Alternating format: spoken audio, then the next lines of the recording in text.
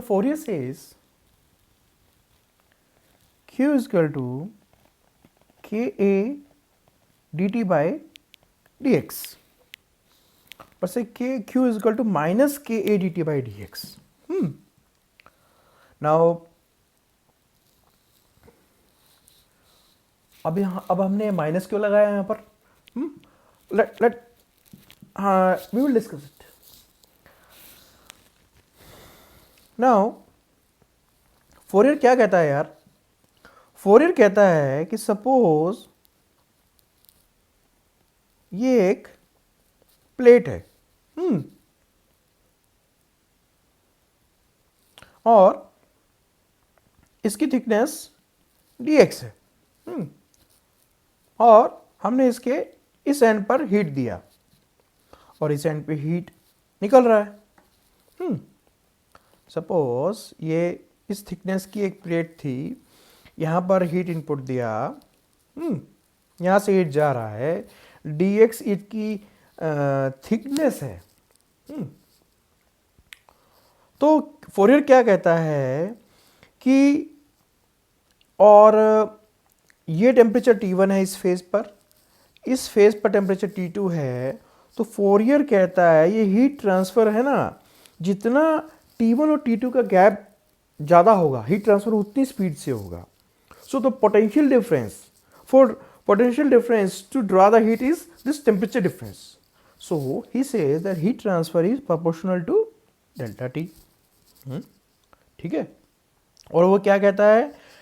This heat transfer is also inversely proportional to this thickness.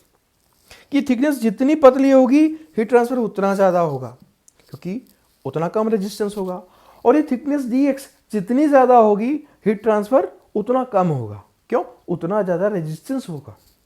So he says this is inversely proportional to this thickness. Now suppose he also says what he says that this area of this heat transfer is also proportional to area of exposure. जितना ज़्यादा area होगा ना उतना ज़्यादा heat transfer होगा. तो he says this heat transfer is proportional to area available for exposure. Heat transfer के लिए जितना एरिया अवेलेबल है. So Q is equal to A dt by dx इसके प्रोपोर्शनल हो गया. अब इस प्रोपोर्शनैलिटी को हटाने के लिए he says there is a constant of proportionality. This is called K, which is called conductivity of the corresponding substance, and it depends from material to material, and this gives the Fourier law of heat conduction. So Q is equal to Ka dt by dx. अब कई जगह आप इसको minus लिखा देखोगे, जैसे यहाँ पर ये माइनस लिखा हुआ है. अब माइनस क्यों? हीट ट्रांसफर हमेशा ज़्यादा से कम टेम्परेचर की साइड होता है. तो T1 का टेम्परेचर क्या है? सपोज T1 का टेम्परेचर 50 है, तो T2 का टेम्परेचर कितना हो गया? सपोज 20 है. तो T2 माइनस T1 क्या होगा? 20 माइनस 50 माइनस 30. और यहां पर जब T1 है तो कॉरस्पॉन्डिंग x1 हो गया और ये x2 हो गया. तो अगर मैं एक्सिस को लूं, x को, y को और z को, तो x तो यहां बढ़ता जा रहा है, x1 और x2. सो x1 की वैल्यू अगर 0 है कोऑर्डिनेट एक्सिस पर और x2 की वैल्यू 2 है एब्सिसा पे, तो 2 minus 0, this x2 minus x1 is 2, it is a positive, but T2 minus T1 positive है? नहीं, ये नेगेटिव है. इसको पॉजिटिव करने के लिए, क्योंकि फिर तो dt by dx क्या हो गया? नेगेटिव हो गया. इसको पॉजिटिव करने के लिए हम यहाँ माइनस साइन इनकॉर्पोरेट करते हैं. ये Fourier law of heat conduction में भी आता है, ये न्यूटन लॉ ऑफ विस्कोसिटी में भी आता है. Tau is equal to minus mu curly over curly Y. So this is the fundamental of minus sign insertion. So this is Fourier law. The topic of today's study is derivation of energy equation. Now what is energy equation? Energy equation is the sum of balance of energy balance over a unit control volume. hmm. So chemical engineering क्या है यार? Chemical engineering के अंदर जो भी हम heat मास या momentum transfer पढ़ते हैं उसके अंदर हम कैसे उसको डिराइव करते हैं? We do a balance, we do a mass balance for mass transfer, we do a energy balance for heat transfer, and we do a momentum balance for momentum transfer. The three fundamental processes of transfer phenomena or say chemical engineering is heat, mass and momentum transfer. इन्हीं के तीन basic fundamentals law है. Heat transfer का क्या law है? Fourier law of heat conduction, that is Q is equal to Ka dt by dx. Momentum transfer का क्या law है? Newton law of viscosity, tau, the shear stress tau is equal to mu curly U over curly y. So the tau shear stress is proportional to velocity gradient and the constant of proportionality is viscosity here, mu, the dynamic viscosity. अगर mu को divide कर दोगे rho से तो क्या बन जाएगा? Kinematic viscosity mu upon rho, and then have unit of meter square per second and represent it as nu the kinematic viscosity. Similarly mass transfer का क्या लॉ है? The Fick's law of diffusion, that is Na is equal to d curly c over curly z, where d is the diffusivity having units of meter square per second. Now what is Fourier law? Fourier law is q. The Fourier law is Q is equal to Ka dt by dx. अगर दोनों side Cp अपन रो से divide कर दो तो it will becomes Q by Cp rho is equal to K by Cp rho. So K by Cp rho is alpha and represented as alpha the heat diffusivity having units of meter square per second. So अब क्या देखा तुमने? Heat transfer में भी एक diffusivity आ रही है अल्फा जिसके यूनिट्स मीटर स्क्वायर पर सेकेंड है.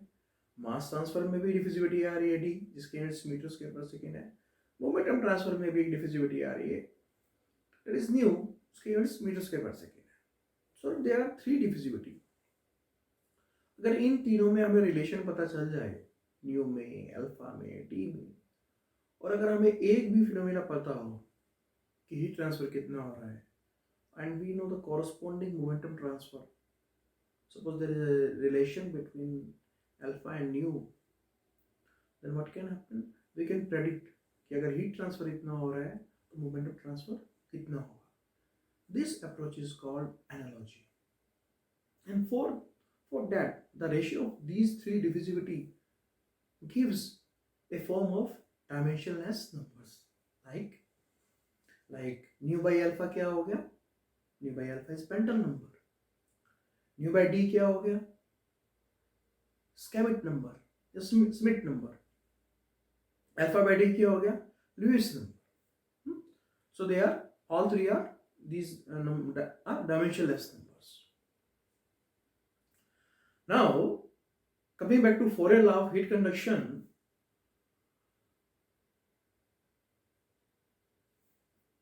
how we do carry out the balance over a controlled volume. Control volume का मतलब क्या होता है यार? कंट्रोल वॉल्यूम का मतलब होता है एक ऐसी पेरिफेरी, एक ऐसे डोमेन जिसके ऊपर हम बैलेंस कर रहे हैं, कोई भी balance, may be heat balance और मोमेंटम बैलेंस, एक वर्चुअल बाउंड्री है और उसमें हम देखेंगे कितना इनपुट आ रहा है, कितना आउटपुट आ रहा है, इनपुट और आउटपुट. तो अगर एक बाउंड्री एनक्लोज्ड है और उसमें वी नो कि कितने इनपुट्स के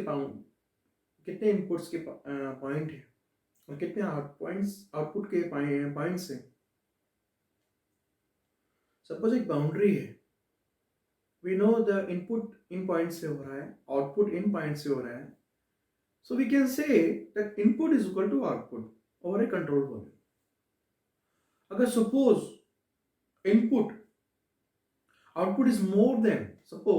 output is more than input, it means there is some generation inside it.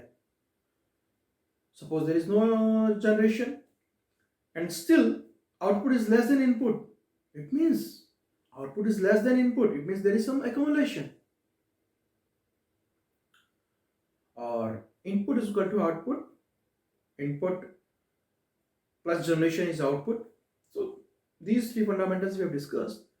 Now suppose generation भी नहीं हो रहा है, फिर भी आउटपुट इनपुट से कम है, तो क्या पॉसिबिलिटी है? एक्युमुलेशन हो रहा है. So what we will do, we will do a balance, heat balance over a control volume. और हीट इनपुट कैसे हो सकता है? हीट के कितने मीडियम है? जैसे पहले लेक्चर में मैं डिस्कस किया था, हीट ट्रांसफर के 3 मीडियम है, कंडक्शन, कन्वेक्शन एंड रेडिएशन. तो सपोज एक कंट्रोल वॉल्यूम है और उसके अंदर हीट इनपुट हो रहा है, तो कंडक्शन से हो सकता है. सो कैसे होगा? क्या फॉर्मूला रहेगा उसके लिए? Q is equal to Ka dt by dx. और अगर कन्वेक्शन से हो रहा है तो सपोज उसके अंदर m मास आ रहा है अपने साथ h हीट कैपेसिटी लेके. तो what will be the heat input? That is m Cp dt, because h is the heat capacity. So the enthalpy, suppose उसके अंदर m मास आ रहा है h एंथैल्पी से, तो हीट इनपुट कितना हो रहा है? m is equal to Q is equal to m into h. Now enthalpy may be represented as the product of Cp and dt. So h is equal to Cp dt. तो suppose m मास आ रहा है Cp heat capacity और T corresponding dt temperature से, so the corresponding heat input will be m Cp dt. Suppose the volume of control volume is V and density is rho. So what is the mass inside this control volume? Rho into V, the volume. Suppose